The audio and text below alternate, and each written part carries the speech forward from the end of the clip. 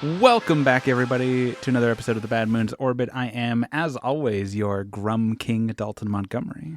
And I'm your correspondent from Ponyville, Darien Smart. Ah, there you go. And we're back talking about more Sylvaneth. You heard the broad strokes in our last episode, and today we're going to be talking about our famous faces and our famous places. We tried to come up with plant-themed puns for those, and we're unsuccessful. So if you can think of one, absolutely drop in the comments. It won't help, because the episode's over. But if you can do it, I would like to hear it, because I am mad that I couldn't figure it out. We spent 50 seconds on it. Yeah. To be clear, we didn't have a whole writing session about it. The closest I could come up with in my head, and I was like, that's nothing, is an old joke my dad used to tell, which is, why should you never tell secrets on a farm? Why? Because the potatoes have eyes, the corn has ears, and the beans stalk. Hey! What do you call a fish with no eyes? Fish. That's my favorite one. You can use that too. Yeah, please credit my dad for the... Credit Johnson's dad for the other one, No, and then for fish. Spread it around. But yeah, so today we're going to be talking about Sylvaneth glades. Mm-hmm. Glades are our nations of Sylvaneth, for lack of a better word. Okay. A glade is a glade will have a central enclave from which its like culture spreads, but a glade will often have many enclaves in many different realms that are all connected through a shared culture, right? Something about them that gets passed along through soul pod, through practices, through that, like even that strangeness in their version of the song. I was going to say the song. Yeah, yes. That's often how Sylvaneth will think of glades, is more just like, how do you sing the song, or how do you respond to the song? Is yours faster, slower, louder? Again, using sound as an imperfect metaphor for what how Sylvaneth experience the actual spirit song, right? But their weird alienness. But before we get into that, Darien, do you have a game thing you would like to talk about this week? I do.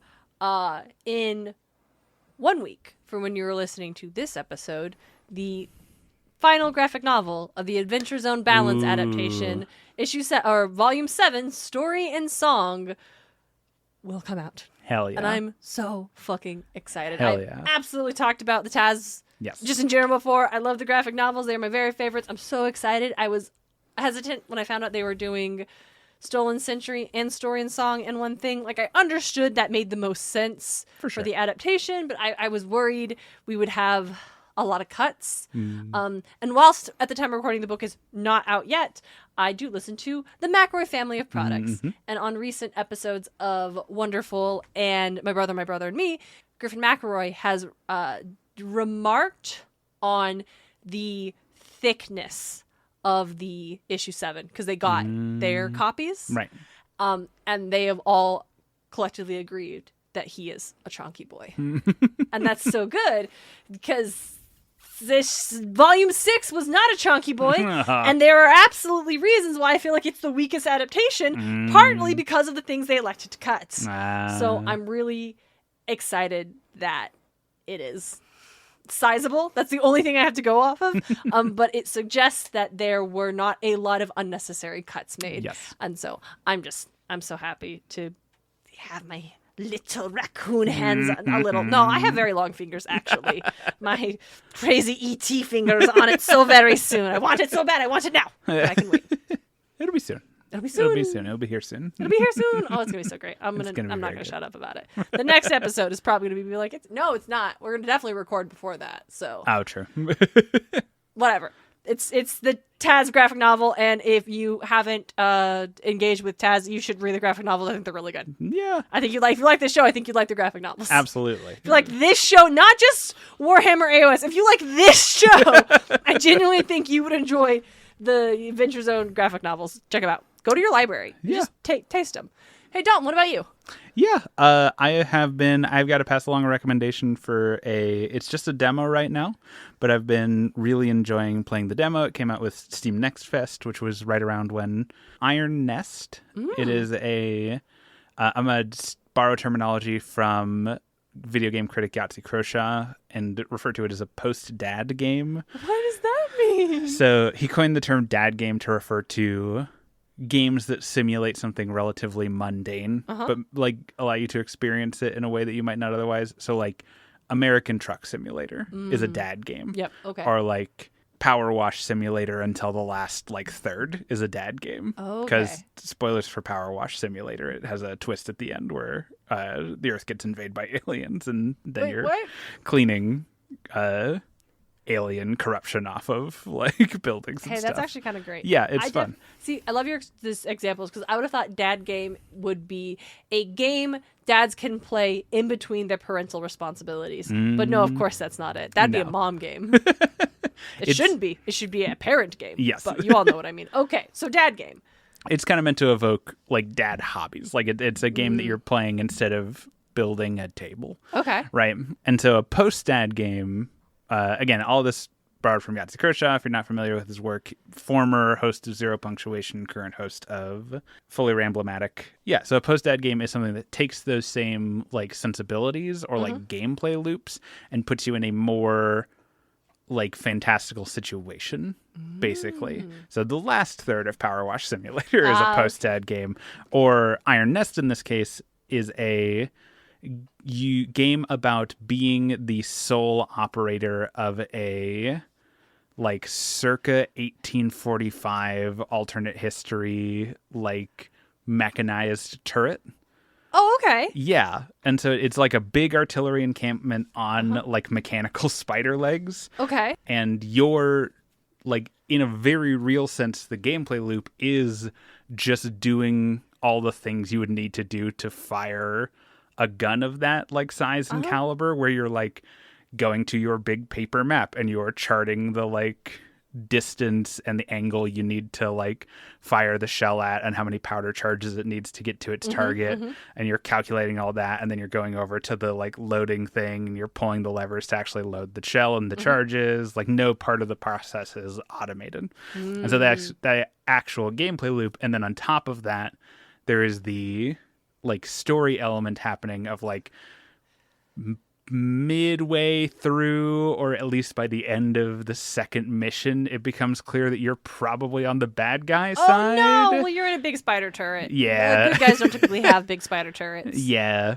And so it becomes a little bit of a Papers, Please, where it's like you are the sole operator of this turret. You could kind of do whatever you want with it.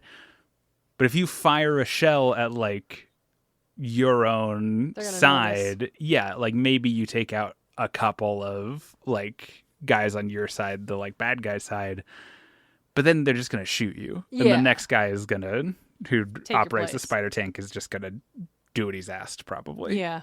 So it's I don't know. I like I said, I've only played the demo, and there's some of that in the demo. I really like how they structure I think it's the second or third like mission in the demo where you do your actual mission of like firing on hostile targets, and then you get pulled in for stupid political stuff where they want you to fire fireworks shells over the like Imperial Palace to like show off the capability of the like weapon, right? But in doing that, you, the player, get the information of like where the Imperial Palace is located for the first time. And so it's like, oh, okay.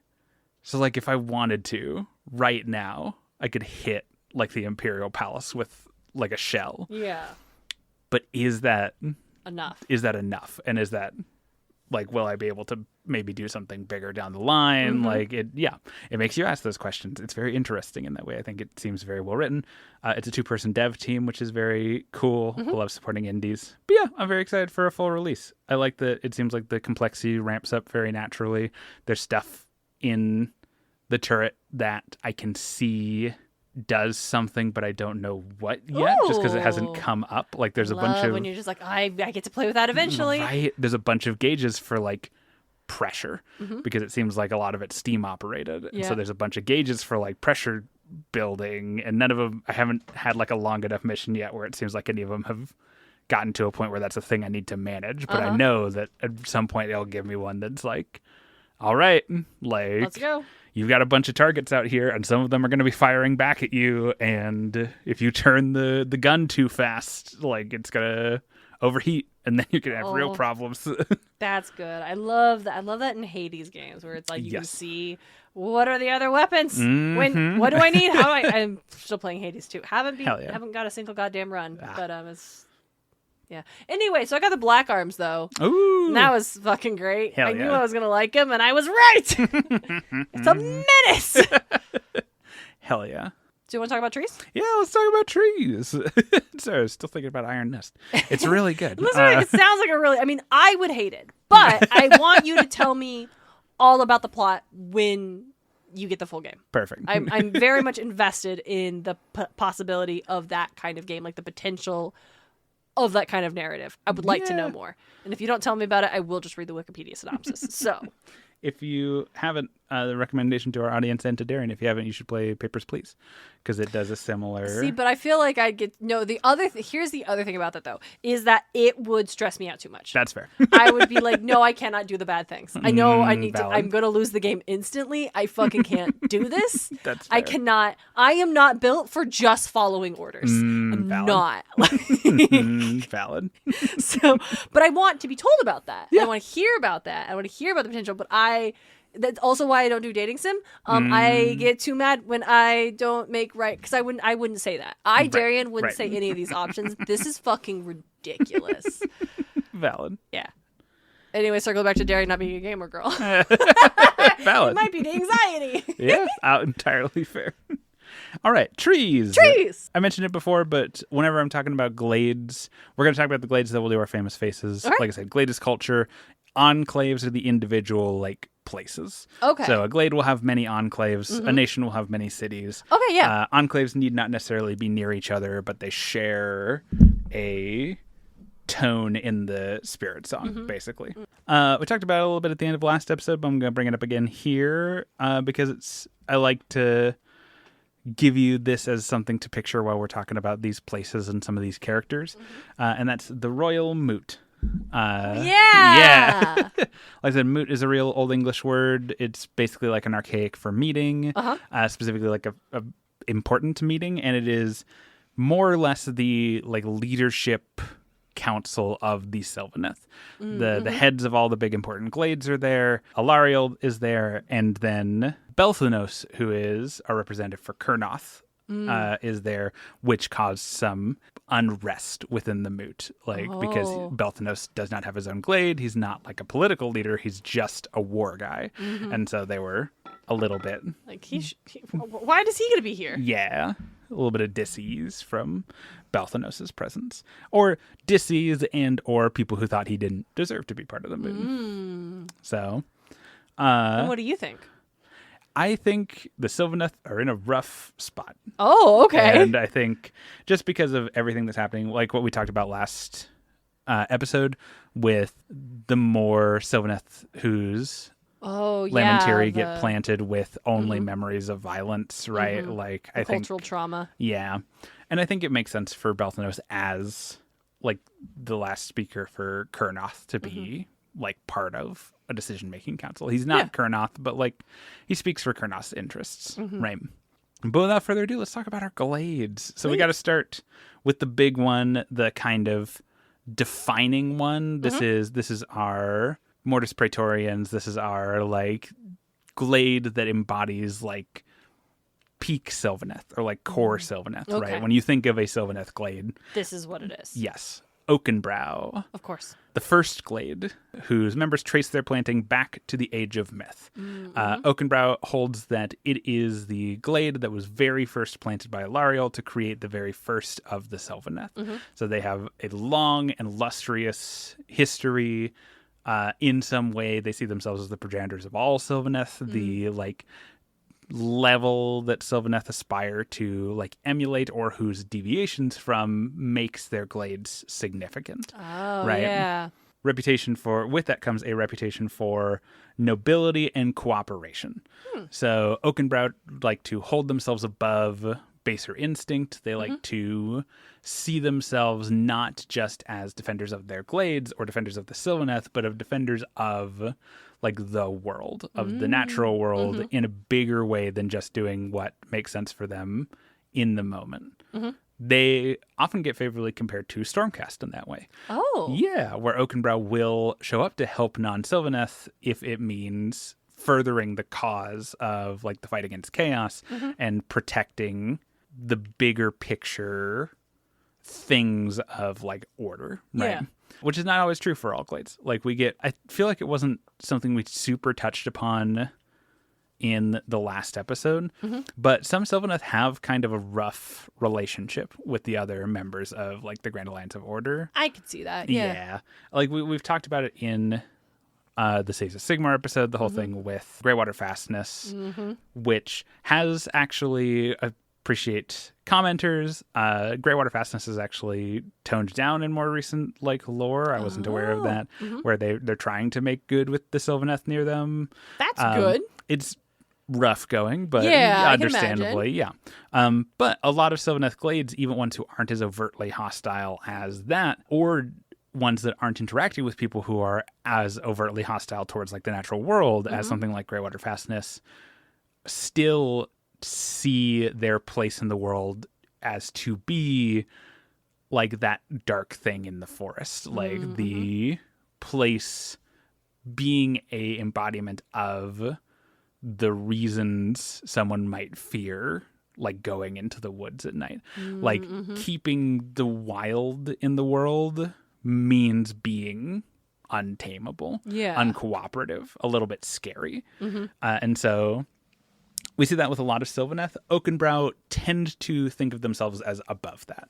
I was going to say, the cooperation thing is a big one for them. Yeah. Yeah. So Oakenbrow is our most, like I said, kind of classically, when we think of like a fantasy ent, that's kind of where we're at. They're cooperative, they're friendly, they're nice, they're wise. Some glades consider them pretentious. I can see that. Yep. It's important enough to put in my notes. Yep, that makes sense. Yeah, like for all their grandstanding and like, oh, we're the first, we're like noble and et cetera, et cetera. A lot of glades consider them slow to act. They consider them not like a lot of talk, but not always the action that's required. And again, a lot of the more like militant glades especially look to Oakenbrow's the biggest of the glades by a considerable amount.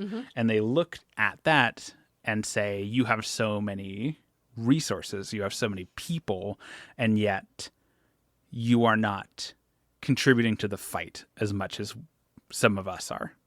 And that is a point, and we can see it, look at that from like a meta perspective and be like, that's because Oakenbrow is trying to create like a sense of normalcy. They're trying to be like civilization first. Yeah, almost. People live. Yeah. But in the moment, that's harder, right? Yeah. If you're on the ground, that's harder to look at the people who seemingly have the most and stability say, and security. Yeah. Why are our glades the ones that are fighting the hardest in this? Why are our glades the ones who are constantly under like threat? Right. I don't know, man. Skill issue. Yeah. I have no context for anything. I'm about to learn. That's fair. That's I'm probably fair. gonna feel bad for saying that later. It's just, I don't really mean it. Yeah, Oakenbrow's the most populous. It's also because of their like commitment to cooperation. Sylvaneth who find their way to cities of Sigmar or into the like workings of some of the like dwarven holds and stuff. Like if you see a Sylvaneth intermingling with other people, it's often safe to assume that they're Oakenbrow for that reason, because they are the most cooperative and they're just the most populous. Their leader, each of the glades has a named leader, which is fun. We don't have models for basically any of these people. Aww. Yeah, but we have descriptions of them, which is fun. The leader of Oakenbrow is High King Raelith. He is utterly and massively huge. He's so big that he basically never leaves the central enclave of Oakenbrow because he just like his roots are so deeply buried. He's giving again like wise old like the Deku tree from Zelda, right? I love that. He is one of Alariel's most trusted voices. Like he's part of the royal moot, and we have a note that she only ignores his advice in quote her most fey moods. So if she's really incensed or she's really just like not having it, then she'll turn away High King Raelith. But for the most part, we trust him. Like, right? She trusts him. He's old. He's wise. He's slow to anger, slow to like make rash decisions. Again, just kind of the spitting image of your old wise tree man. Nice. I love that. Yeah. The next glade we're going to talk about is gnarl root. Okay. Another ancient glade from the Age of Myth. Their leader claims to also be from the first sowing. Okay. But he's not Oakenbrow, and thus disputes Oakenbrow's claim to being the first glade. Guys, this is not important. No, but it is important if you're a centuries-old tree man. Yeah. It just does feel like the fucking chaos demons are literally here at all times. This is a good point to remember the like weirdness of the Sylvaneth, because I like that what we're about to see a lot of is very human politicking. Mm-hmm. That very like, oh, it's wounded my pride that everyone calls Oakenbrow the first glade when I was also there. Okay. And this is my glade. Like, and I like to imagine that, because we can imagine that it's like a very human thing, that kind of bickering over less important, like title prestige type stuff. Yeah. But like, I just want to try and imagine what that's like in the song, right? Oh, like, what is the supernatural element to someone's like discontent over how they are perceived, right? Mm-hmm. What is that? What is acidic water? Does it feel dry? Right. When you're like, I don't like the way, I don't feel like I'm getting the recognition I deserve. Yeah. Does it feel loud? Does it feel prickly? Right. Ooh, that's so interesting. Right. Yeah. I like that. It adds an interesting bevel to like these discussions. Hey, bevel's a great word. Thank you. To all these discussions of like interpersonal like conflict, right? Is that, there's this layer of like weirdness over the top of all of it. Mm-hmm. Gnarl is known for its historians, its mages, and its knowledge seekers. Oh, fun. Yeah. If Oakenbrow is slow to act out of like a sense of like cooperative wisdom, Gnarl prides itself on its slowness to act. Oh, that's no good. Yeah. Never mind, I'm back off. They see like any kind of haste or expediency as just a way to trick yourself into finding the wrong value in things, if that makes sense. Like, because their focus is so much on the preservation of knowledge and the preservation of like truth and fact and whatnot, they know the corrosive effect that like jumping to conclusion, jumping to like observation can have on that. It's almost like a pseudo-religious thing. Interesting. Okay, yeah. Focus on knowledge naturally leads Gnarl to being the peak of Sylvaneth magical practitioner. Other glades will train with the Gnarl to learn their best magical practices. Gnarl also are one of the exceptions to, if you see in Sylvaneth hanging out with other peoples, they're often Oakenbrow, unless they're hanging out with the Lumineth, because the Gnarl love sharing their theories, sharing their like magical expertise and knowledge, and getting the latest like magic theory and like lectures. There's almost always like a Gnarl at like Teclis's big lectures. So just picture one of those tiered like student auditoriums at college full of elves, and then one big tree in the back. Just a potted plant, but like a little bit shifty looking. Yep. Who knows too much potted plant? That accumulation of knowledge, though, and the bitterness, I guess you could say, over not being recognized as the first glade does mean that they tend to be very cagey with sharing their knowledge and their expertise, even with other Sylvaneth glades, in a very, if we teach you this, how do we know you're going to do it right kind of way. Yeah. So we get a really interesting social dynamic with the Gnarl where they don't get along super well with like kind of the rank and file of other Sylvaneth glades. They don't share their knowledge super willingly. They're a little bit cagey, but we see them amongst mages of other like major factions pretty frequently, because they're knowledge seeking, and they're even not just mages. Like, you get Gnarl in the cities of Sigmar and stuff because they're just there to record history, right? Like, they want to gather all of the information they can and take it back to the glades, right? Yeah. So the image of like nature spirit as historian, I think we associate so strongly with like books and libraries, and like, I don't know, kind of like nature spirits feel so ephemeral, like the collection and gathering and storage of knowledge feels like such a like human thing. Yeah. That I like the idea of a nature spirit who is concerned with the keeping of records. Yeah. Who is concerned with the preservation of history. How do they record things? I think they have scrolls. What are the scrolls made out of? Vellum. Okay. Which is animal. Yeah. All right. So I was going to say, like, there's definitely not paper yeah, here, right? No. They might carve them onto stuff. I'm not actually fully sure, but I could see vellum because like Sylvaneth hunt. It's a big part of their culture. Yeah. So. Yeah. But they like grow all of their stuff. So. Just curious. Yeah. Just no, wondering. Absolutely. That's a great question. Just wondering with the great gnarl root. Yeah. Oh, great with the great gnarl root magic library looks like. Yeah. Not a bunch of books, surely. No. I could see. I'm imagining like because we get description of Sylvaneth.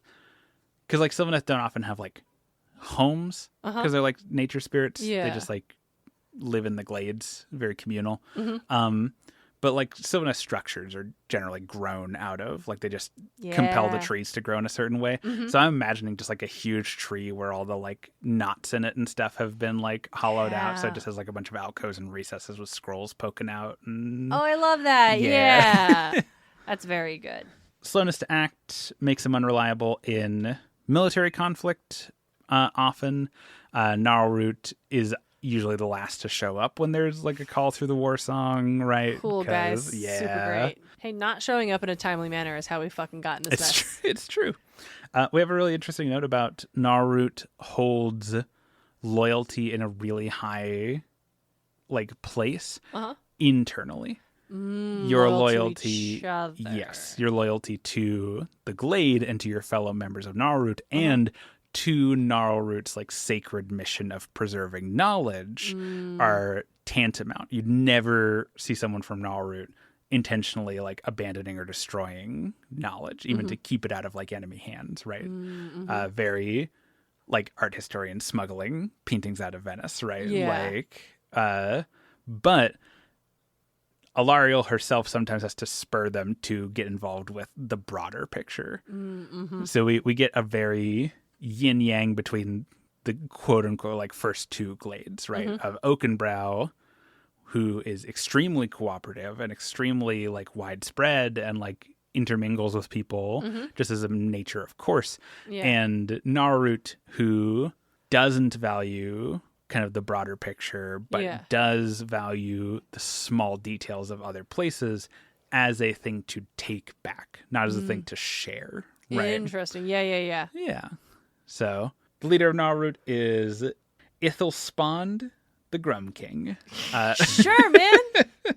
He is very much an embodiment of Gnarlroot. He is a extremely old Sylvaneth wizard, again, according to him, in the first planting, who doesn't like to share. Nope, doesn't sound like he does. Ancient magical secrets. He's not big like our first guy, like Ralith. He's just like a relatively large tree man who's like gnarled and kind of bent over, kind of the image of fantasy wizard leaned over his magical supplies, but tree. But tree. Yep. Nice. But that's Gnarlroot. Let's talk about Heartwood. Okay. Yeah. Heartwood is the glade with a military and hunting tradition. Heartwood reveres Kurnoth on par with Alariel. Oh. So they are in some ways, they are meant to be a mirror to the Lumineth nation that reveres Alariel on par with Teclis. Heartwood is loyal to and reveres Alariel as the goddess of life, but all of their traditions, all of their practices and cultural values and stuff reflect their connection to Kurnoth. Okay. Even after the death of Kurnoth, they keep his sacred rituals. They do his holy rites. They host the Great Hunt every year. Oh. Yeah. Heartwood are described as the most courageous of all the glades. Cool. Warrior hunter mentality means they often rush to military conflict both as a matter of duty but also personal glory, right? To be Heartwood is to see everything in the context of Kurnoth's holy mandate of the hunt, right? So it is not just that Heartwood wants to support the larger war effort, is that each individual Heartwood hunter wants to be the one who does the thing, who secures the great like game at the end of it, right? Yeah. Well, they want to take home the big trophy. Yeah, absolutely. Heartwood is also often considered the most like honor bound of the glades. Okay. Like where Oakenbrow has the prestige of being cooperative, but sometimes that means looking past stuff in order to maintain cooperation. And we'll see some other glades who act in like a very noble way. Heartwood goes so far as to they will not work alongside the Dreadwood, which is one of our later glades who are a little bit more extreme. And following the ascension of Marathi Cain, they refuse to work with the Daughters of Cain or Ideneth Deepkin as a matter of course. Oh, okay. Yeah. Why are they upset about that? Because they saw it as a betrayal of the Grand Alliance of Order. Okay, yes, which it is. So why are they mad at the Ideneth? Because the Ideneth helped. Oh, I forgot about that. Yeah. That's right. Yeah. Yep. And also just the thing Ideneth do. They were always iffy about it. The Right, okay. soul stealing and stuff. Yeah. But that now sucks, they're more... but like, that's not their fault. No, for sure. Yeah. And now it's tipped over the point where they're For just sure. like, we're not going to go to these conflicts. Yeah, Heartwood is basically your girlfriend's best friend. Your girlfriend maybe forgave you for that thing you did. The best friend has not forgiven No. you, will never forgive you, No. did not forget, is ready to bring it up as soon as you step out of line again. Yes. Like, always totally loyal, and once their good opinion is lost, is gone forever. The leader of the Heartwood is the Dowager Queen. Hey! Yeah. I'm just really excited. What a cool fucking name. Right. Her stated goal is basically she wants to embody the ancient sacred rites of Kurnoth so strongly, both in her own practice and in how the Heartwood operates, that in doing so, they will like reconstitute him, basically. If we worship so strong and so hard and are the perfect example of what Kurnoth imagined for like Sylvaneth culture, maybe it will bring him back. That's not a crazy mindset to have in a place full of like gods and demons. Absolutely. We don't have like a ton on the Dowager Queen, but we know that she is very like picture Princess Mononoke or like the Witch of the Wild Hunt from Worlds Beyond Number. Yeah. Right. She's got that same kind of like animal blood like markings and lives for like the wild hunt. Hosted like very much like kind of wild priestess energy where performing acts in Kurnoth's name, first arrow out of the quiver, like on the great hunts of the great like stag beasts of Gairan and whatnot, crossing over into Gur for have to. Yeah, absolutely, if you're gonna do a great hunt, right? Yeah. But yeah, I also really like her name. Again, How do the Sylvaneth feel about the trees that can eat you? bad. Like they respect them as a part of nature, but yeah, it's definitely a weirdness to it for them because they're a part of nature, but they're plant. They're not animal. Like, but Gur's just like that, right? It's just like that. Yeah, you can't ask her to be different. It's not going to. It's not, and it will probably eat you if you try. I'm having so much fun just picturing this like long council table in my head and then filling in the like we got Ralith just huge towering over the table and the Grum King like hunched over a chair and he's sitting across from Ralph. And he's just mean mugging him. Ralph hasn't noticed, will not notice. Actually forgot your name. Dowager Queen just has like animal blood from like the chest up, like sitting with her bow, right? Yeah, like ready to get out of this stupid meeting so she can go back to the hunt. Yep. But yeah, that's Heartwood. Let's talk about Ironbark. Ironbark, I feel like, is something of a fan favorite. Oh, okay, yeah. Because they're a little bit different. They're a little bit out there. Ironbark is the first glade that we're going to talk about who has roughly equal populations in Gairan and another realm. Oh, cool. So most Sylvaneth glades, the majority of their enclave are going to be in Gairan, both for logistical reasons and like magical reasons. And then they'll have enclaves in other realms just as a matter of course. Ironbark is about 50-50 between Gairan and Shaman. Really? Yeah. Okay. Ironbark specialize in like smithery, like craft works, working like the natural magical metals of Shaman especially, right? And a practice invented by the founder of their glade where they have learned to draw up heavy metals in the soil through their roots into their like actual that's bodies really fucking and like cool. incorporate. Yeah, right. Hey, that's really fucking cool. And so Ironbark Sylvaneth are way tougher than most Sylvaneth because they literally just have like reconstituted like iron and like heavy metals in their actual like wooden like core, like the exteriors of their bodies, and creates that's so neat. I Right. really fucking like Metal Tree. Right. Hey, I'm a big fan of Metal Tree here. It's very cool. Their appreciation of craft and metalwork means that Ironbark have a long history of cooperation with the Duarden, our dwarves, up to and including, because Ironbark are also a very old glade. We know that Ironbark worked alongside the Cazalet holds, like pre-Age of Chaos, when before the like dwarven diaspora like split up and we got all the different dwarven factions. Ironbark was there working their like forge work with them and like trading ideas and techniques and secrets and stuff. Ironbark representatives go to that big crafting competition in Hish every year, held by the people who live in the desert full of wild magic. Yep. And broadly, Ironbark still really like working alongside Duarden. They see the traditions of the Fire Slayers and the Caradron as a like kind of natural continuation of Cazalet. And while they mourn like the loss of the Cazalet Empire, they still, it's similar to that thing that Ilariel does of like, this is the new thing that has happened to you. This is the next season of your lives, and we're still happy to work with you. I have a really fun note that, so this is a fun bit about how the Dwarven language works in Age of Sigmar. The word for dwarf in Cazalet is Dawi. Okay. Dawi. And someone who is not literally a dwarf, but whom you think of with the same level of respect as a like fellow dwarf is a dory.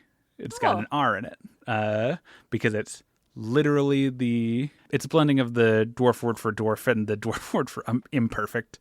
So you're an imperfect dwarf. That's so goofy. Yeah, it's fun.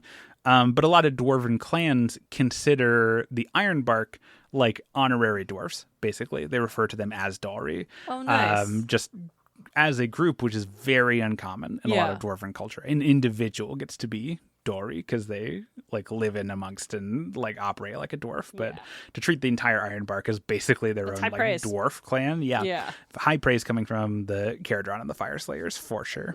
Especially the Fire Slayers really seem to like the Ironbark, which is cool. Yeah, I just like that. Yeah, I like friends. Yeah, right. I like magical groups being friends with each other. That rules. During the initial fall of the Cazalet Empire, in fact, a lot of the initial Duarden, before they like went off to do their own thing, ended up in Ironbark enclaves. There was a long period of time where an Ironbark enclave, it was just expected that it would be a mix of Sylvaneth and dwarves. Right? And so, yeah, like I said, a lot of Caradron fleets still make port at Ironbark enclaves, consider them just a natural part of their like processes and stuff. There are Fire Slayer holds built in places where they have easy access to Ironbark enclaves because friends. Yeah. And I like that quite a bit. There's something we're going to see with like a bunch of the leaders of these glades where a lot of them just have titles. Okay. Like we got that with the Dowager Queen on the last one, and we're going to get it here as well. The head of the Ironbark is just called the Archduke. What? The Archduke. Archduke? Yep. You say? What the fuck? Yeah. A lot of them are like noble terms too. Yeah. Right? And that's true of because we got High King, Grum King, which is another Old English term. It means old. Oh, he's the old I king. didn't know that. Yeah. The Dowager Queen, and now the Archduke. Like the Grum King, the Archduke is very much just kind of an embodiment of his glade, right? The Archduke is the guy who pioneered those techniques for drawing up metal through your roots, incorporating them into yourself as a Sylvaneth. And he was the first he operates out of Shaman, and he was the first to forge those initial trade agreements and like cooperative documents and like all that stuff with the dwarves of like the Cazalet Empire, right? Hey, hell yeah. Yeah, right. I like to imagine him as also like, I'm picturing a lot of these as like tree lords, the like biggest like variety of Sylvaneth, just because they tend to be the oldest. Yeah, and I like to sense. imagine him and he's just got like little chunks of metal on his bark, right? Yeah. Like, let's talk about Winterleaf. Ooh. Yeah. How whimsical. Yeah. Well, we're going to find out now? We're going to find out now? Oh, no, it's going to get sad. I was going to say, it's not whimsical winter, it's sad winter. Oh, that dark, scary winter. Yeah. Okay. Everyone's starving to death and we'll never see the sun again winter. Yeah. I got the reason why we have midwinter festivals, just to remind us there's things worth living for winter. I got to pop that cap immediately because the first line of my note is formerly Springleaf. Holy shit! Oh, no!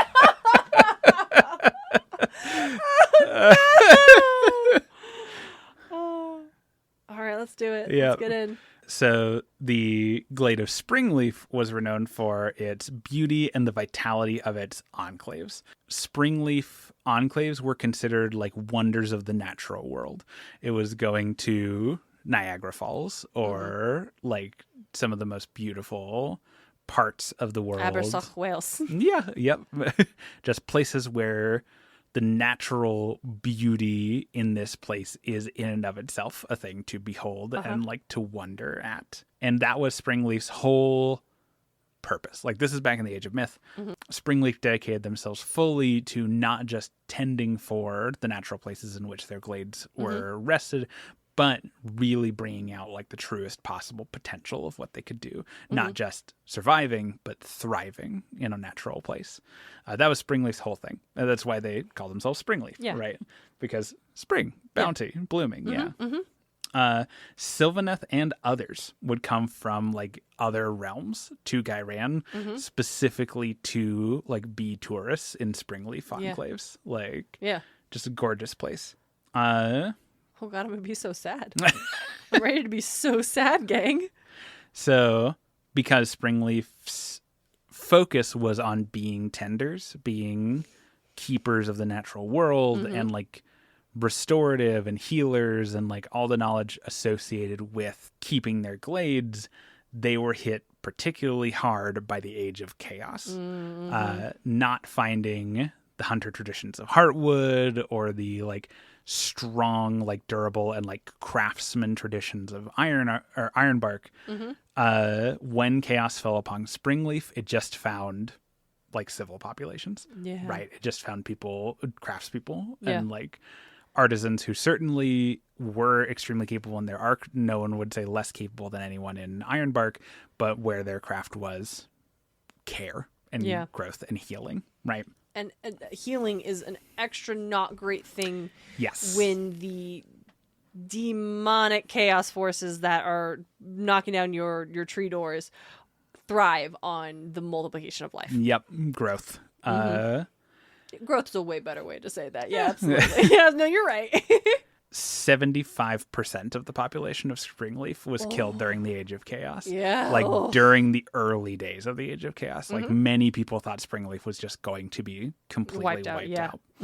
Killed by Nurgle, including their original founder, their original member on the Moot, the Bow Queen. She, every one of their, not only was like most of their population killed, but each of their original enclaves, those beautiful natural places of the world, overflowing with life and like bountiful and growth filled, was taken and corrupted by Nurgle. Of course. There are no original Springleaf enclaves. Something that's not true of any of our other glades. Like all of them managed to hold on to at least like their central like glade during the Age of Chaos and then build back out from there. Springleafs are totally gone. Just horrifying fonts of Nurglish magic now. So having retreated to the far north to escape, like Sylvaneth very much live off that cycle of like life magic, right? Their enclaves grow best where life is abundant. And so by traveling far north, they got into the colder, harsher parts of Darien. They were able to find places where life magic persisted, but it wasn't as strong, which also meant it was not as strong of a like pull for Nurgle to like come and find and corrupt. Having retreated to the far north, they took on the new moniker Winterleaf. As you would. Living in a cold environment, but also to indicate that they see this as not the end of what they can possibly be. I was going to say, because that's seasons are a cycle. Yes. This is going to ground. And we skipped 2. Yep. This is going to ground. This is being like quietly slumbering, waiting for the opportunity to rise again. Yeah. They definitely have a little bit of a survivor complex about that. Like Winterleaf is one of our like rough glades sometimes. Like they are not as friendly as a lot of other glades, like trespassing on... Listen, the trauma will do that to you. Yes, absolutely. Trespassing on a lot of Winterleaf lands is just kind of a death sentence because they are hyper vigilant about anyone trying to come into their lands.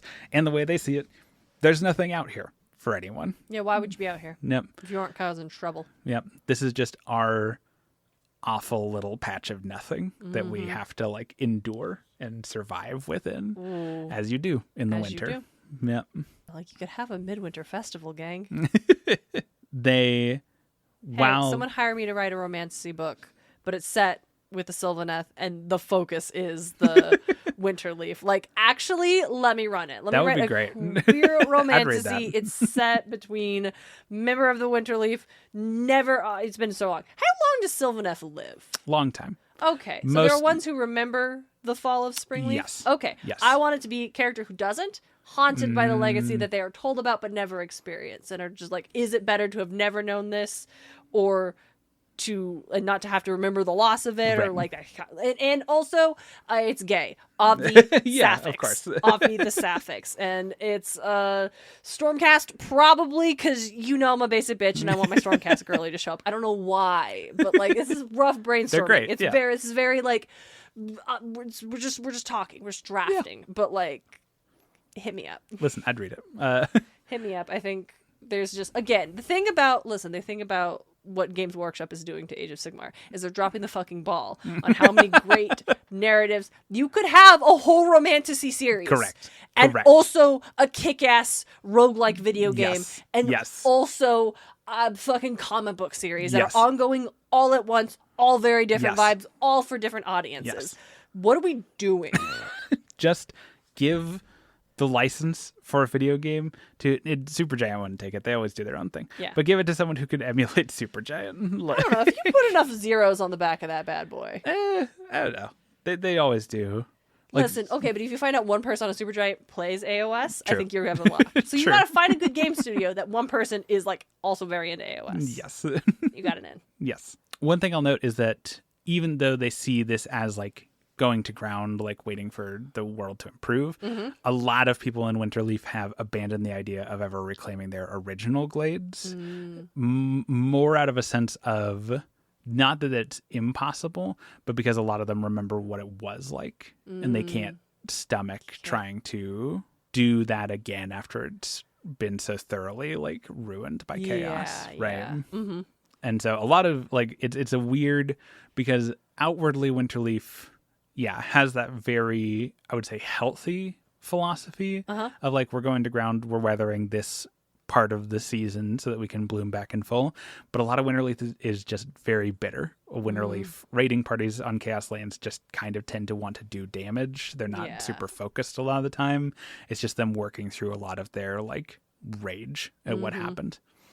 And I like the thing that you mentioned in your like romantasy pitch of like a younger Sylvaneth who doesn't remember the fall, because that's actually also a part of like Winterleaf's thing, is that because... Y'all, I know fucking story tropes. I can identify a strong through line. I know how to do this shit. Let me at it. Because so many of like the people from Springleaf were lost in the initial like push of chaos and of Nurgle and stuff, even of those who had Lamentiri, like those collections of memories to like plant for the next generation, many weren't recoverable.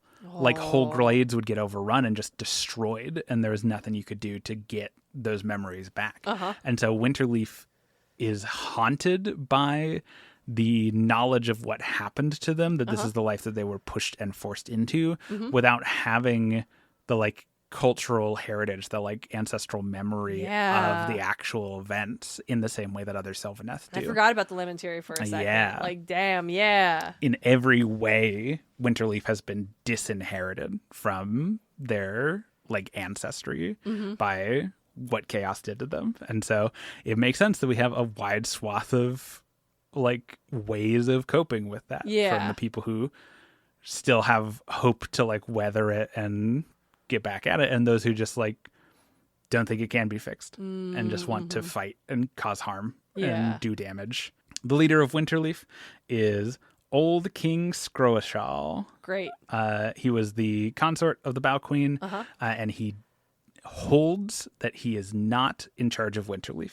He is holding the position until his wife returns. Oh, buddy. Right. No. Ooh. I think it's meant to be because he knows she's gone. Yeah. But I think it's more like meant symbolic? to be an honorific. Yeah, a symbolic where he's making leadership decisions.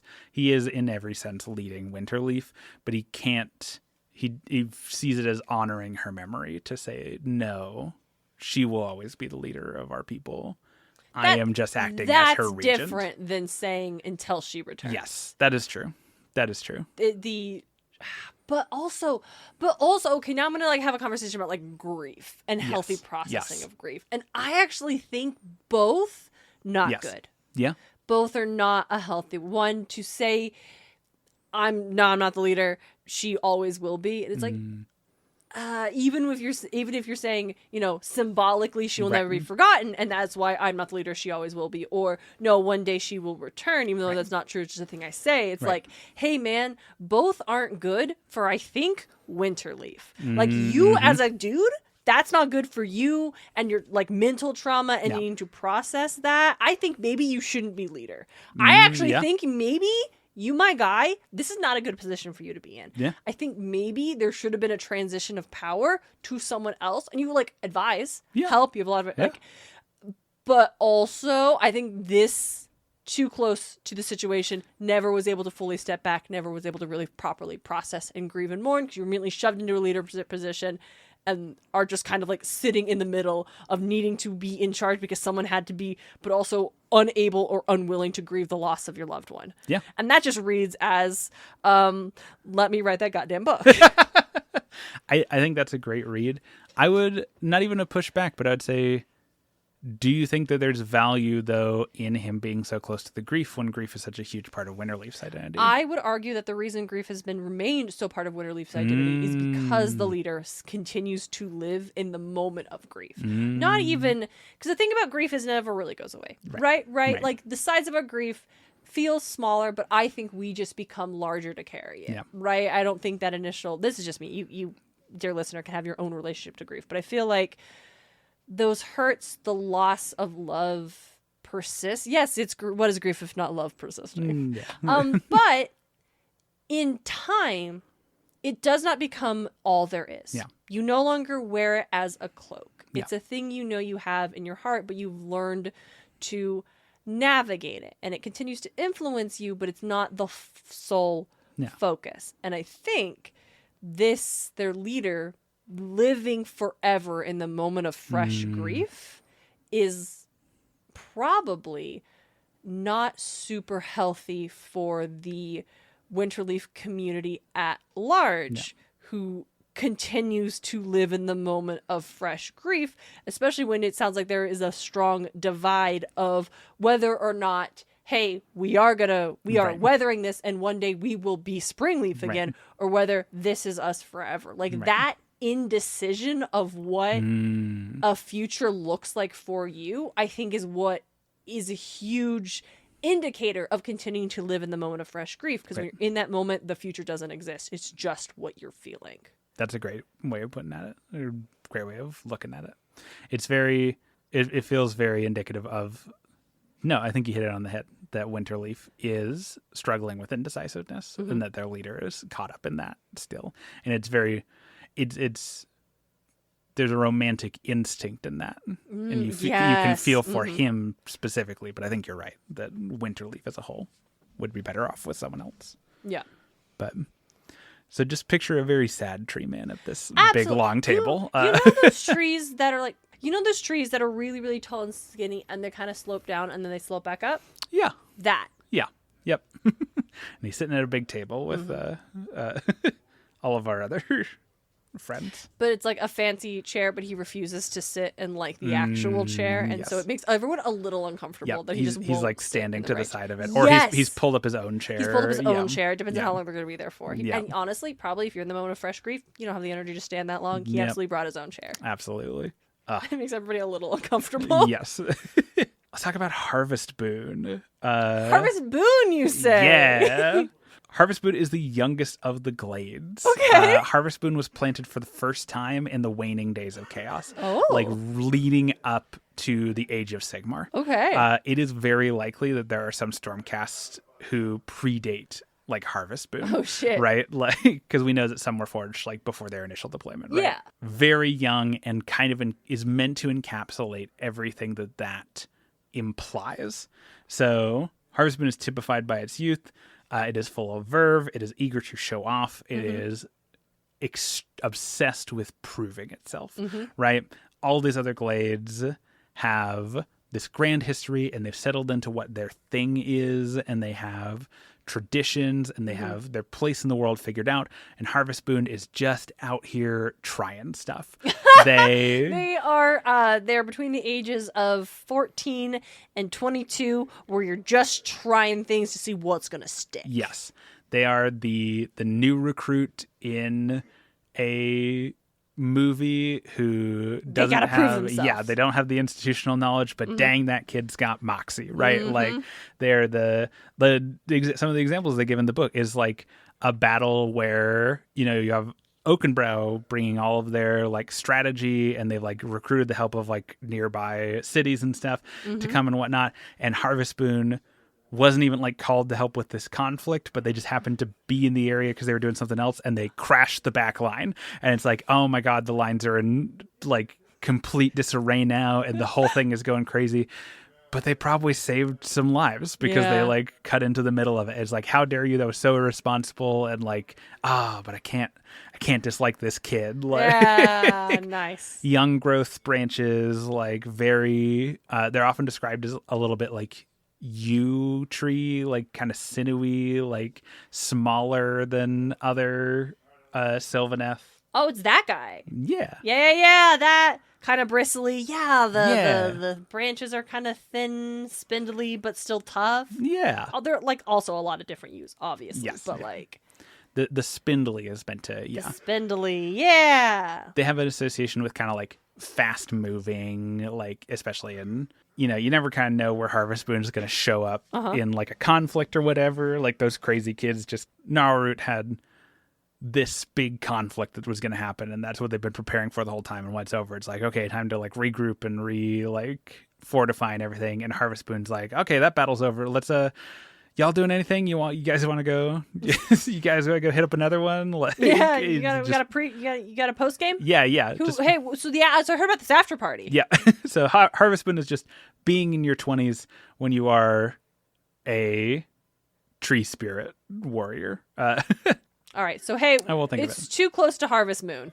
Yeah. It's driving me literally crazy. Listen, I need you to know I am picturing the little characters from the front of the box of the Harvestmoon game for GameCube. That is what I've been picturing this whole time. I understand they're tree people, and yet I think it's meant to intentionally be evocative of that, right? Like harvest, like stuff's coming in. It's the new, Also, I just have a note about like that verve, that eager to show off and prove themselves, does mean that sometimes they screw up. Oh, of course. Like they're usually, if like something went wrong, it's just kind of because Harvestboon was being teenagers about it, right?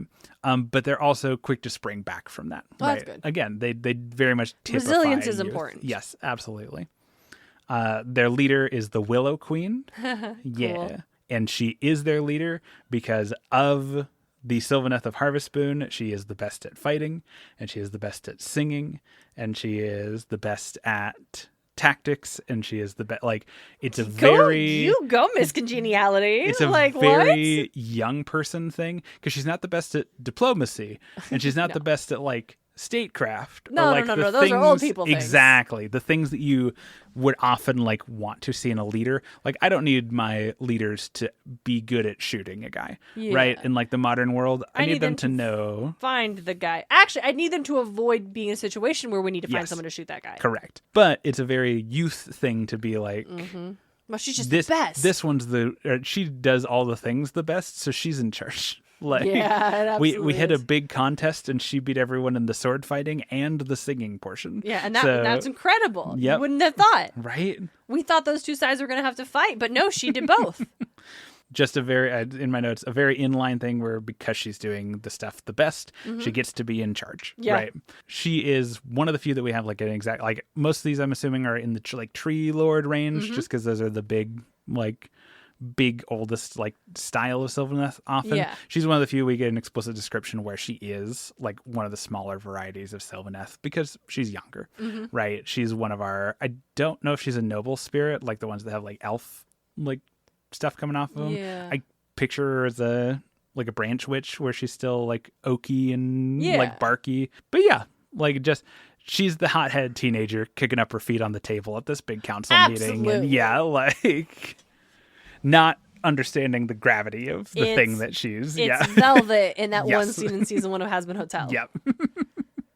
And then our final glade we're going to talk about tonight, and the one I say for last, on purpose, because it's another like, spooky glade, the Dreadwood.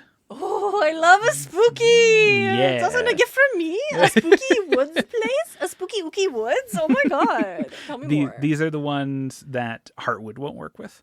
Oh, right. Yes, just explicitly won't. They're unsettling. Imagine their forest as just the forest from Nightmare Before Christmas. I was about to say Nightmare. Yep. Dreadwood are the black sheep of Sylvaneth. Hey, here's a fun fact. When I was in Wales, sheep everywhere. All over the place. Because they love their sheepy sheep. Also, lots of black sheep. Because by numbers game. Also, the other sheep did not seem to care. They all just hung out. The sheep looked different. Sheep didn't seem to care. I think it's us putting the idea that the black sheep is also the outcast. Yes. From my perspective, again, I was only driving by. All the sheep seem to get on fine. And I think maybe we could take a page from the sheep's book. Yeah. I think, as a rule, sheep do not have the capacity for bias. Yeah. I think they're just kind of sheep. Yeah. It's like the black sheep of the family's like, yeah, you can be like, yeah, I'm just not like my other family members. I'm a little bit different. But why does it all also have to mean outcast and rejected by the family? We as families can do better. It's true. The Dreadwood are cruel, they're merciless, and they're overeager to punish outsiders. Fuck. Yes. The Dreadwood was like sketchy from the jump. They are very much the embodiment of that kind of like Sylvaneth instinct of like sometimes protecting nature means blowing up an oil pipeline. Like poison ivy. Yep. They're very like in the age of myth, they were very like poison ivy. Like we get into conflict with people more frequently than not because we have a much harder lower tolerance line. For bullshit. Yes, absolutely. And since the arrival of chaos, they've mostly just gotten worse. Right. I mean, yeah, chaos will do that to you. Yeah. I think. It's taken whatever nobility there is in the idea of having that harsher line, being that voice in the room that says, like, you should be stronger on this, and twisted it into justifying their worst impulses, right? Yeah, it's when so good. All the humans you're interacting with are chaos warriors, it just kind of makes you go, okay, my line is now that humans exist on my continent. And we're going to rectify that. Get rid of that, yeah. Like, so the Dreadwood is that. The Dreadwood's specialty in like a tactics way is using terror tactics. Before you are set upon by the Dreadwood, you will spend 3 or 4 nights hearing voices in every shadow. The shaking of the boughs in the trees where you tread, the snapping of twigs in the undergrowth. You said terror tactics, and I should have interpreted that as psychological warfare. Yes, absolutely. Right. Almost all Sylvaneth can just walk the spirit paths, which is a fancy way of saying move between extant trees. Cool. And so it only often takes like 2 or 3 Sylvaneth of the Dreadwood to harass a military force in the thousands, right? Just completely cover a lot of ground. Completely drive terror into the hearts of anyone who dares get anywhere near Dreadwood territory, to the point where it's now standard practice for like the armies of Arcan and stuff to just, rather than try and march on military targets in Ghyran through Dreadwood territory, to just like clear cut their way through Dreadwood territory so that they can't get ambushed, so that they can't get like psychological terrorized. Honestly, and that takes way longer, but like it doesn't take way longer than training a lot of new troops. I was gonna say, yeah, that sounds like the way to do it, honestly. Yeah, no qualms about using terror tactics or overt cruelty. They will often kill people and just string them up where other people can see them. Oh, okay. Because as a warning, right, they get compared to... Do you know what a butcher bird is? I do know what a butcher bird is. Yeah, that is kind of an aesthetic you get around the Dreadwood of just like people who strayed too close, got killed, and then are just like torn to pieces and impaled on the branches so that anyone else who comes along knows not to go there. But that overt cruelty means that, yeah, most Sylvaneth Glades don't like them. I oh my god, spooky. He's like, no. Like, I didn't know we said Nightmare Before Christmas, but we're in like fucking Saw. Yeah. Actually. Yeah. It's Halloween. It's what's the one set in Scandinavia with the Midsummer? Yeah. Yeah. Actually, Midsummer's aesthetic is very intentionally like kind of colorful. Yeah. As just juxtaposition. The Witch. Blair Witch Project. Yes. Yeah. Blair Witch Project. That's exactly it. That's the spooky woods that we are actually in. This is not a fun, whimsical spooky woods. This is Nightmare Hellscape woods. Yep. There is a strong implication that if it weren't for like Alariel's personal protection or like vouching for them, the other Sylvaneth Glades might have like gone to war with them. They just kind of do stuff that's unacceptable. So like, remember earlier when I was like, hey, this chaos is around, we don't have time to be like bickering about whether or not who's the oldest. This is different. And hey, Alariel, yeah, I know you love all your children equally, but like, babes, discipline. It's very much for, we have Alariel's thoughts on it, and she is 100% of the like, we'll iron out the Dreadwood later. Like they're doing bigger picture. They're doing the thing. They're fighting chaos. We will fix the rest later. Don't settle cities near the Dreadwood. It'll be fine. Like, okay, Alariel. Right. The Dreadwood is loyal to Alariel, maybe partially because of that like protection she extends to them, but it seems like they are reverent. Like they do believe in Alariel's like grander purpose. They're just extremists, right? They're following in a tradition that we saw in the old world sometimes amongst dryads of like, I'll save that to, because we're going to talk about, she's not their leader, but she's very heavily associated with the Dreadwood. And she has inspired a lot of their like philosophy towards the world. So she's one of our famous faces. We'll get to her later, but Dreadwood also have a significant population off of Ghyran. They're kind of the ones most associated with another realm other than Ironbark. So we get Dreadwood in Ghyran still, for sure. But they also thrive in Ulgu and Shaiish, Shadow and Death, because Shadow, spooky, deception, like absolutely feeds their fervor. And in Shaiish, they can leverage the kind of fear, the terror, like those negative emotions to thrive in a way that otherwise Sylvaneth would struggle to. There's not a lot of Sylvaneth glades in Shaiish for obvious reasons. Yeah, it's not sunny. And it's not there's not a lot of like life magic for them to take advantage of, because that's what you need for a grove.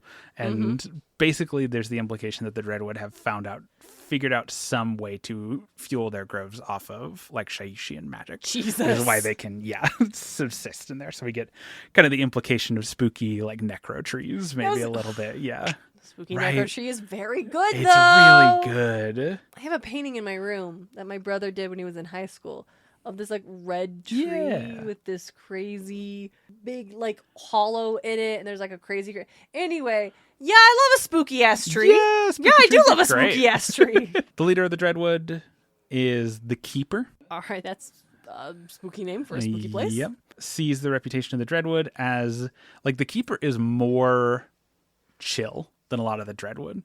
We get the implication that the Dreadwood likes operating the way it operates. Like a lot of members of the Dreadwood see it as a more true and like more valid way of operating, but also enjoy the cruelty, enjoy being able to just like cut loose in that way.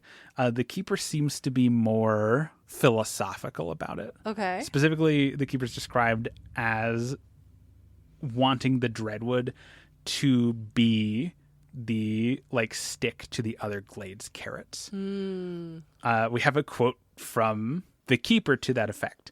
Act as you will, but know it might not be Oakenbrow who confronts you over your actions.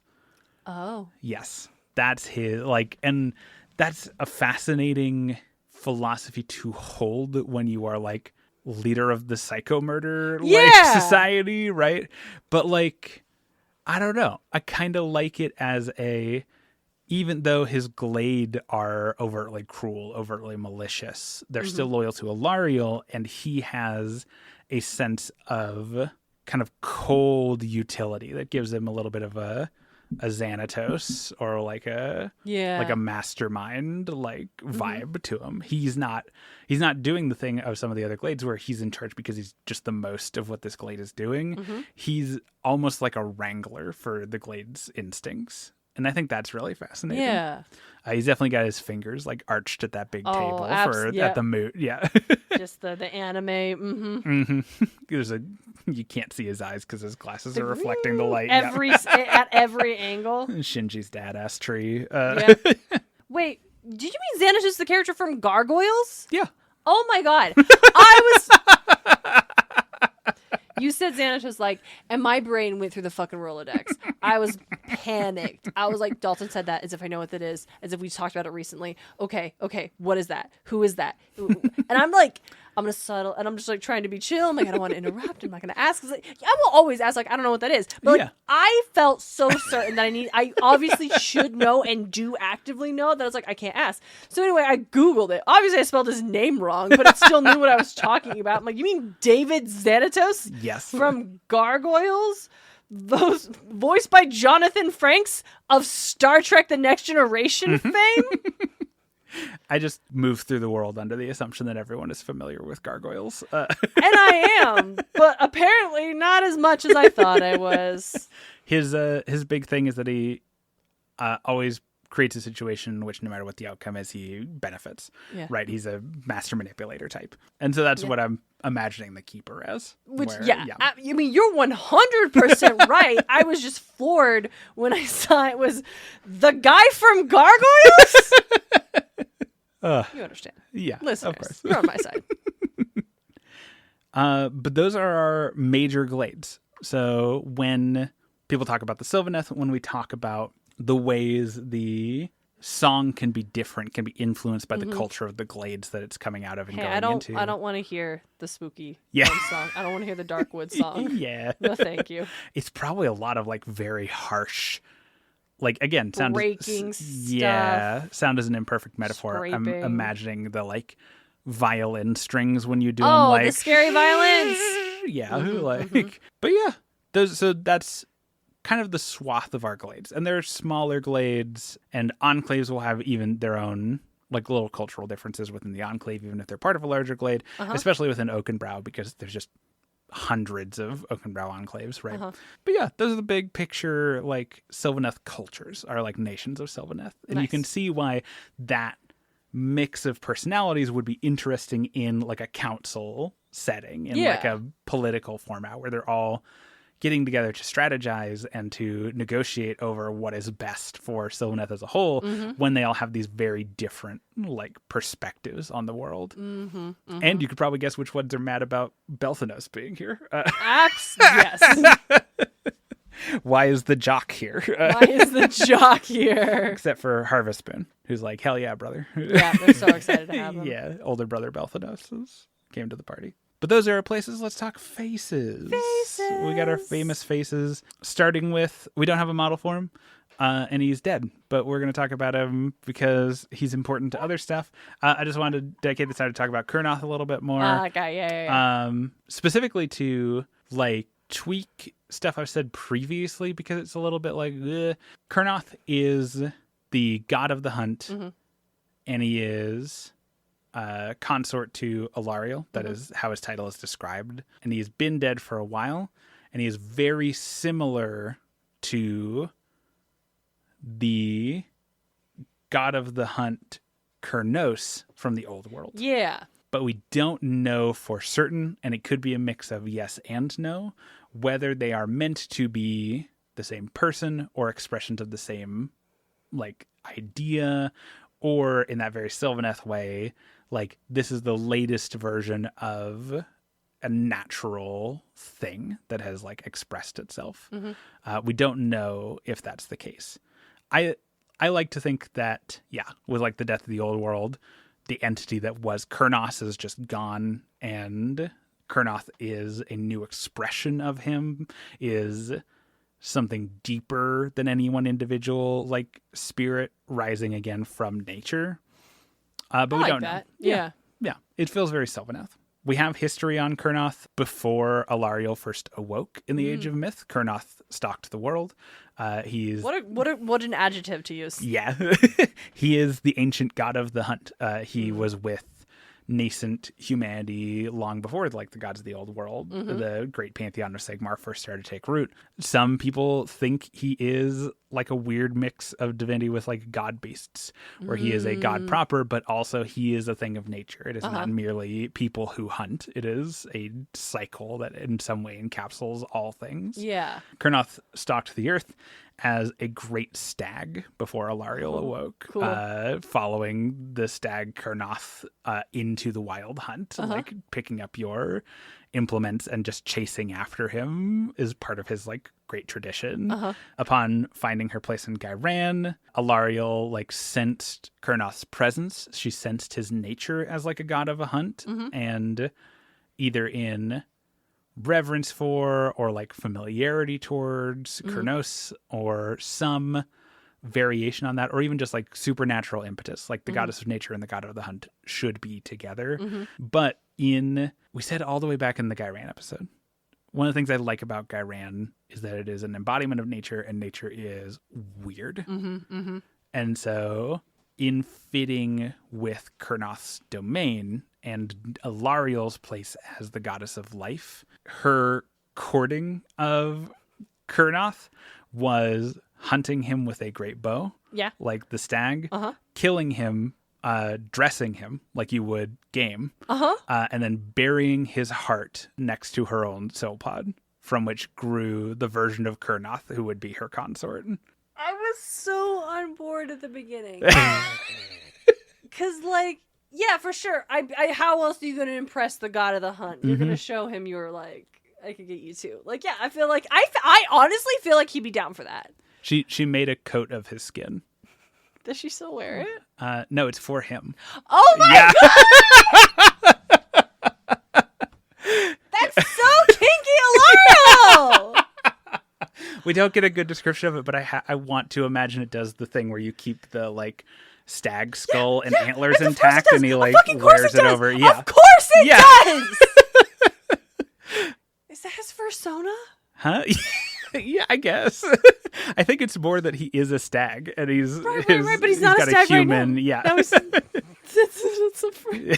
or the other one. What's the one that the Jin Alpha, their version of furries? It's more Therians. I was thinking Gajinka, but that's the opposite. That's where you humanize a non-human character. He's a Jablinski. Okay. I need to move away from this. Please escort us to the next idea. Listen, we're getting all the groundwork is being laid for your romantasy. I was thinking that's fucking perfect. Yes. The book talk girlies are going to eat that shit up. The discourse. Kurnoth, as we know him, grew from his heart planted at the heart of the forest next to Alariel's own soul pod. And he ruled as Alariel's consort until the Age of Chaos, when he was slayed by Nurgle's forces. He was on the front line, obviously. And from that conflict, you get a lot of the, like, people worship Kurnoth, they kept his holy rites and stuff. Yeah. But especially his death during the Age of Chaos has elevated him to like a martyrship position. Of course, literally. Like the Heartwood is partially the way they are so reverent and so like in line with keeping his traditions and stuff because of that, which they see as like a great act of like sacrificial protection. Yeah. Like the hunt means providing for your community. Yeah. Which I think is neat. So Kurnoth is great. He's dead, but He's great. He's dead. we're talking life magic, so who knows? So they got it in the pocket. Listen, we have multiple people who are explicitly trying to bring him back. Both the Heartwood Grove and I'll just say it here, Belthanos as well. Of course, has the goal of bringing Kurnoth back because he's the first thorn of Kurnoth. Yeah, is his title. Like that's his boss. Bring him back and give him a model. Make him part stag, part human. Right. Like it's both. Do both together this time. I want him to be doing the Sylvaneth thing where he's got the like wooden like bow legs. Yeah. And then like his upper half is that like energy, or like I guess Alariel has like normal person skin. So just give him like human torso with like the Alariel's not a stag. Sylvaneth. No. She has and he wasn't either. No. He was a wild god before the Sylvaneth existed. Yeah. So neither of them are technically Sylvaneth. But yeah. If they were to bring him back, do you think he would be Sylvaneth? I think he would be part of the faction for sure. Oh yeah. But I mean, because he was before when he was alive. Yeah. But I meant like, do you think they would, if they were to do that, he would not be the same as he was before? Do you think they would make him like specifically a Sylvaneth? I don't think so. Actually, we talked about it a little bit in the Darkwater episode. That prince who's part of the like Heroes of Darkwater. Yeah, he's like a centaur man. Yeah, I bet that's what we would get for Kurnoth. Like I bet that was how they would square the like elk person thing. Is we would get big hunting centaur with antlers. Yeah, yes. That'd be cool. I'd be. Do you think that. Like Alariel's into that shit? So like, probably she's the goddess of life. I think. Her feet. Like she's so into that. Hey, y'all weren't expecting this in the episode, were you? We've got an energy tonight. I've got an energy tonight. But that's Kurnoth. I hope we see him soon. That's Kurnoth. I like cool. him quite a bit. This is a big one. Let's talk about the Lady of Vines. Lady of Vines. The Lady of Vines, the Hand of Alariel is her title. She's the gal that had the pod, right? Yeah, she kept Alariel's soul pod safe throughout the Age of Chaos until Alariel could reform into her current summer aspect, her war form. The Lady of Vines is the Hand of Alariel is her title, and she's also literally the Hand of Alariel. Alariel's hand severed during a fight during the Age of Chaos, where it landed on the ground, sprouted into a new sapling from which grew the Lady of Vines. Hey, that literally happened in Marvel Comics. Hela lost a hand, and it became a character who's called Leah. Her name is a fucking mix-em-up of Hela. She was friends with Kid Loki, and he betrayed her to try and save her. But, it was still a real scummy move. Yeah. He was back into a corner. He was trying to keep her safe, but she never knew what he did. I feel like there's got to be some deeper, like, myth thing that neither of us are right? Yeah, it's such a specific thing. Because also what happened after that is Alariel regrew, because her hand is the Lady of Vines now. And so she just grew herself a new hand out of, like, Sylvaneth bark. That's real cool. Which also gives, like, Merle Adventure Zone, right? Yeah! Like, bark arm! Yeah. And so that's why Alariel has, like, her normal hand holding her spear and then her, like, big wooden hand. Because that hand that got lopped off is the Lady of Vines now. Yeah. Oh, she's so fucking cool. She's so fucking cool. Ooh, yes. Right? Look at her. She's so fucking scary. Right. Oh my god. Yeah, she's great. I am terrified of her, as I should be. Born from Alariel's sundered hand during the Age of Myth, serves as her personal commander. During the Age of Chaos and into the Realmgate War, she protected Alariel's soul pod. That was her main job. Just carried it with her, place to place, protecting it from chaos. Always on the run. Was this by design, or did this happen by accident? Accident. Nice. She's just always at Alariel's side. The original version of the Lady of Vines, so to speak, was slain during the Realmgate Wars. Like, she was killed by a Nurgle demon.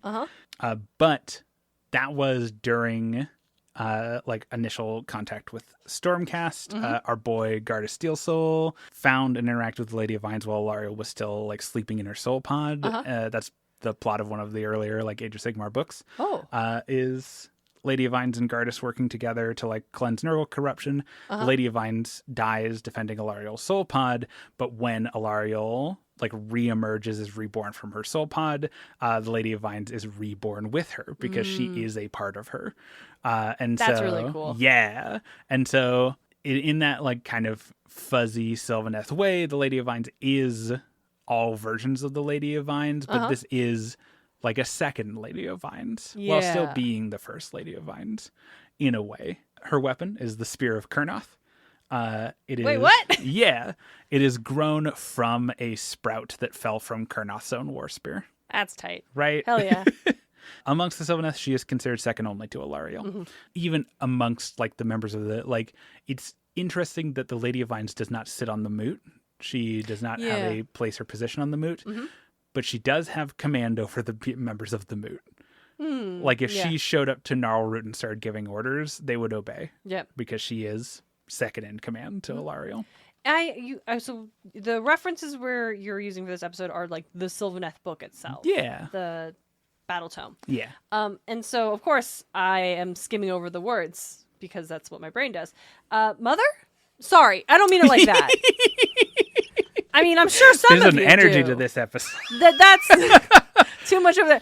I mean, Alariel is her mother. Yes, she considers Alariel her mother. Does Alariel consider her her daughter? I think so. Oh, yeah. That makes me happy to hear. Alariel considers all the Sylvaneth her children, but this is a very direct way. Yeah. But that's the Lady of Vines. She's super cool. I like her rules in the current edition, which is not normally a thing we talk about, but she God, I feel like we do say that once every episode. Yeah.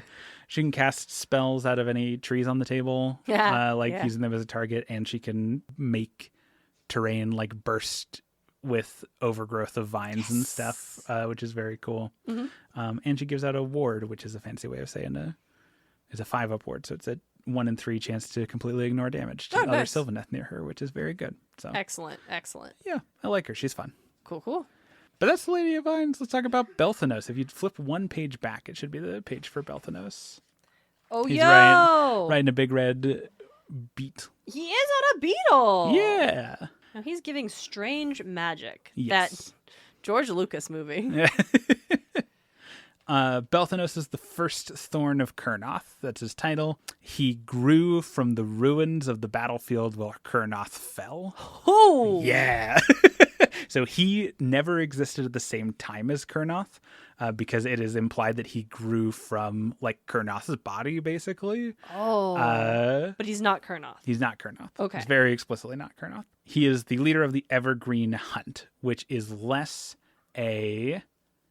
like, everything about the Evergreen Hunt communicates carnival, if that makes sense. Yes. It's like a traveling carnival of Kurnothi rites. Okay. So the Evergreen Hunt goes from place to place. It spreads the traditions of Kurnoth, and it follows the like great quarry of the realms from place to place. So the Evergreen Hunt arriving in your town is with the same like implication that you would say, yeah, like the circus, like a traveling circus is in town, or the carnival is in town. Okay. Like the Evergreen Hunt is here. We will engage in the great like traditions of Kurnoth, both serious and like lighthearted. Like imagine Sylvaneth teaching like human teenagers how to shoot bows and stuff, because that is in the great hunt tradition of Kurnoth. Yeah. I don't know if I've made this explicit before. Not just Sylvaneth worship Kurnoth. Like humans and stuff were worshiping Kurnoth before Sylvaneth even existed. That makes sense. Yeah. Because he's the hunt god. So even to this day, like humans, elves, even some dwarves will worship Kurnoth as a god of the hunt, even in his death, right? Officially, Belthanos is the head of the Evergreen Hunt, leading it from place to place, being its like master of ceremonies. But in a much more real way, he is like the chief hunt master of the Sylvaneth. He sits at Alariel's right hand as well. He's on the moot, which even the Lady of Vines is not, as a tactician and strategist towards the greater plans of the Sylvaneth, right? Okay. Yeah. The beetle he rides is a nature spirit. It's not a real beetle. Okay. When you say that, does it mean it could take any form and it's choosing to take the form of a beetle? Yes. Okay. Yeah. It's similar to Alariel's mount. Her big beetle is actually a ton of nature spirits. They turn into dragonflies when she's not riding them and just like buzz around. That's which really is very fucking fun. cool. Yeah. He wears the mantle of leaves. That's his big like leaf cloak that he's wearing. Love that. High which fashion. is part of Kurnoth's own cloak, Of course it is. scavenged from his body on the battlefield where he fell. And he carries the Kurnothi hunting horn. Kurnothi hunting horn is one of those like immensely powerful artifacts that I feel we should be more concerned about. Okay. Because blowing the horn of Kurnoth resonates in the souls of everyone present. Oh. And enrolls them in the hunt. Oh, you just enrolled. Just drafted. You hear the horn of Kurnoth, and you are either the hunter or you are prey. Oh, and that's metal as hell. Yes, and that is just a thing that is of you now. Okay. Until the hunt is done. And listen, sometimes your quarry gets away in a hunt. I was gonna say, but not always. Not always. Yeah, binding to them to their role as hunter or prey in the Great Hunt. And is those? And then does Belthanos assign that, or like does it just happen? Just happens. Oh, it's cool, supernatural. Cool. The horn belonged to Kurnoth. Hey, Belthanos, are you sure you know how to use that, bud? Maybe not. It's to say, I would trust him to use it more than most. Yeah. He's pretty chill for what it seems. He's pretty level-headed. Another word that jumps out at me in the description for Belthanos is it describes him as truly his father's creature. Mm-hmm. Do we also? Yeah. I mean, we can't ask Kurnoth what he thinks of that. He's not here anymore. Yeah. But that's interesting. It follows well with like the Lady of Vines seeing herself as Alariel's daughter in a more direct way than just like we're all the children of Alariel. Yeah. Where Belthanos is the first thorn of Kurnoth. Mm-hmm. He was born of Kurnoth's body. He's never known Kurnoth, at least not in like a literal way. But even like aside from his very direct connections to Kurnoth, most Sylvaneth also kind of see themselves as like the children of Kurnoth as well, because like he's Queen's consort. Yeah. Right. But yeah, Belthanos is certainly the most reverent of Kurnoth's rituals, the most committed to keeping Kurnoth's spirit alive in the world. And the most recent development we have for Belthanos is that he has always been looking for a way to like return Kurnoth to the world. And most recently, Alariel has given him like the full command to do so. Oh shit. Yes. It's no longer your job is to lead the Evergreen Hunt and to like respond to military stuff. And now it's like now your full-time job is find Kurnoth, bring him back to me. Oh, okay, Alariel. Yeah. Interesting. Right. Are we to interpret that as obviously it's a narrative, anything is possible, but is that to mean Alariel believes this is possible and necessary for the effort against chaos, or Alariel perhaps desperately wishes this could be true? Ooh, I have always interpreted it as the first. I like it as a mix of the two because I do think one of the things I have a note at the end of my notes for Alariel. We talk about Alariel all the time. There's not a ton new I want to add. I think I'll just insert it here. In fact, the most recent, we're seeing a trend amongst the gods of Age of Sigmar. Nagash is... Get fucking out of here. Sorry. No. Yeah. I was thinking that in my head. Nagash, you can get out of here. And then you said Nagash. Nagash is like blown apart trying to reform his body. Stay gone. Teclis was injured in his fight with Nagash and is like greatly disempowered. Marathi is basically the only one who has gotten more powerful in recent times. But even then, whereas before she had like an ironclad grasp on the like Daughters of Cain as an institution, she is facing like a schism. Yeah, she's facing a religious schism from within. And for the first time, because Marathi Cain and the Shadow Queen, her like big snake form, have different wills. Like they're the same person, but for the first time she's experiencing conflict of leadership like with herself. That's not a thing that she just has to struggle with internally. There are times when the Shadow Queen does things that Marathi doesn't like and vice versa, right? And so even though Marathi is literally more powerful, her actual strength, her political power is starting to fray under a lot of these pressures. We're seeing a very clear like direction where a lot of the divinity in Age of Sigmar seems to be growing weaker. Yeah. And we see that with Alariel as well. One of the big, great things that happened in like recent Sylvaneth specific lore, I didn't put it elsewhere in my notes because it is important, but it's just kind of a one note detail, is that part of what the Sylvaneth were doing right up until the Hour of Ruin was attempting to reclaim the traditional Sylvaneth seat of power. So they've been operating out of a different glade, a different enclave for a long time. And they finally recaptured, and through Alariel working incredible life magics, purified the original like throne of the Sylvaneth, like Alariel's original place of ruling. But that battle and the magic required to like purify it of chaos corruption has left Alariel weakened. She has been in her summer form for the entire Age of Sigmar, and she is starting to diminish into her fall, which is a time of reservation, of preparation, of taking the steps necessary to survive an inevitable winter. And that is the context in which we see her telling Belthanos that he needs to find Kurnoth. There needs to be somebody else because she's about to be off the game board for a while. Yes. So I think she needs him back for the fight that is currently happening. And I think I like to imagine Alariel struggling to do it alone. And it's hard to do it alone. Yeah, no one should it's have hard to do it alone. And There's a reason Sigmar was like, we're going to get a gang together. We're going to get a band. We're going to get a group.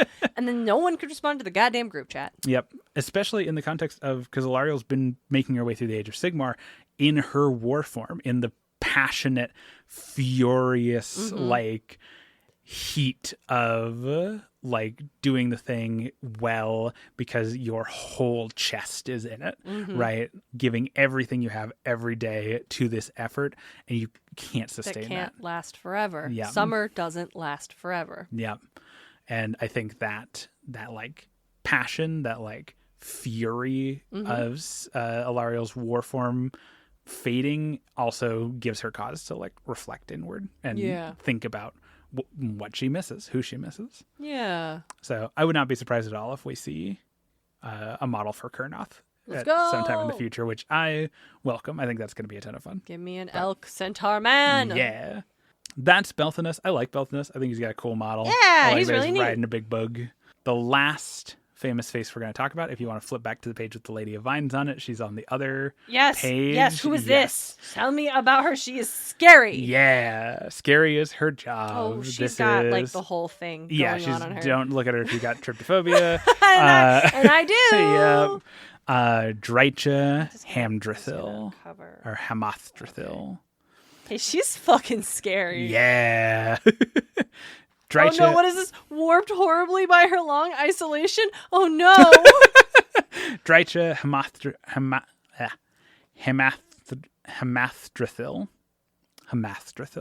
There's no L in that. Hamadreth? Hamadreth, sorry. Hamathdrathil is where she was isolated. So she's Drycha Hamadreth because she was there. Cool. That makes sense. Oh God, her horrible isolation. I have to sound the old world character Klaxon. Drycha is from the old world. Hey, what? Yeah. She is one of our old world characters. She was a nature spirit in the old world. Ancient and spiteful protector of nature who from the jump, so if you remember our like aside on old world elven politics, right? We had the high elves and they split with the dark elves over a succession crisis with Malarian and his mom. Yeah. And before that happened, some of them went to the Great Oak of Athaloran and like hung out there and became the first wood elves. Wood elves allied with nature spirits very early on in their relationship. Drycha from the jump saw the alliance with wood elves as a mistake of her people. She thought it was going to like poison their truer purpose as nature spirits. Okay. She says, you come in, you let these people cook food in your sacred groves, like light fires, you grow houses and structures for them, twisting and contorting and corrupting the like divine beauty of the natural. You like, I don't care if they like nature, they aren't like They aren't nature of it. in the way that we are. And so you by know what? She's aligning got a with them- point. No, yeah, like she comes from a very reasonable place, and over her history in the old world is becoming like increasingly radical in that way, where initially it was her showing up to like groups of Sylvaneth and saying her piece, and eventually it gets to a point of her like attacking Wood Elf settlements in Not Sylvaneth. Wood Elf. yeah, Wood Elf Sylvaneth, Wood Elf settlements within like nature spirit like territory, right, leading her own little like rebellion against the Wood Elves, like so that's Drycha. That's Drycha's thing in the old world. A little bit of an extremist, but extremist in a way that, in a lot of ways, that she was right. Like, Wood Elves did trade with dwarves. They made agreements where they ceded like natural parts of the world for like logging and mining and stuff in order to protect more sacred places. And in a lot of ways, they did the thing Drycha warned they were going to do. And you could make the argument that they were a bulwark against the worst of that, that if they hadn't been doing those things, people would have just all would have been lost. Yeah, but that's not how Drycha sees it. No, so it wouldn't be. No. Early on in the Age of Myth, when Alariel was like planting the first soul pods, creating the first Sylvaneth, she found, we're not sure how it got here, but it probably, like, because Drycha was a powerful nature spirit, it probably like hitched on Alariel, seems to be the like biggest theory. Like Alariel's essence made it here somehow. Drycha's was just connected to that, or it followed the same like path that made. And so Alariel found Drycha's spirit like coalesced into like a soul pod, and she refused to plant it. Yeah. Alariel knew, High Elf Alariel did not know Drycha, but Ariel, the like Wood Elven goddess, knew Drycha. She knew what she was capable of, and she did not think this world in the Age of Myth, when people were trying to work together and were trying to rebuild and were trying to cooperate, needed Drycha. Okay. Yes. So for a long time, Alariel just kept Drycha's soul pod unplanted. It was just in her possession. Okay. She remembered Drycha for her like fury. Fucking bismuth in Rose's room. Yeah. She remembered Drycha for her fury. She remembered Drycha for her passion. Bismuth and she said, isn't in Rose's room. I know it's in Lion's Mane. And I know that. Thank you. It wasn't until like basically right before Alariel was forced to retreat into her soul pod and like spend all that time with the Lady of Vines, basically just before that, as the Age of Chaos like kind of hit its climax, was when Alariel said, okay, now we need your fury. Now we need your malice at a world that would destroy just for destroying. Yeah. In for a penny, in for a pound, she found a dark corner of Gairan, the Hamathdrathil, to plant Drycha in. The Hamathdrathil is a place of fear. It is a part of Gairan associated with that kind of dreadwood. Like the Hamathdrathil is in dreadwood territory. I was going to say, yeah. Like absolutely. It is, again, embodying the parts of nature that you are meant to, that are meant to remind you that you are not bigger than nature. Yeah. You are part of nature, and it is so much bigger than you. In Hamathdrathil, Drycha's soul pod could soak in that like vengeful power, that spirit of retributive, like fury of nature. Yeah. And when Drycha did finally emerge, grew or like pulled herself out of her soul pod, having soaked in the darkness of Hamathdrathil, she took on that appellation to her name, Drycha Hamadreth. As you did, as you would. And she fucking went for it. Yeah, that's what she was supposed to. Yep. She understood the assignment. Drycha is the dark terror of the forest. If the Dreadwood will like harangue a column of chaos warriors for like 3 or 4 days, making them hear voices, snapping twigs and stuff in the branches.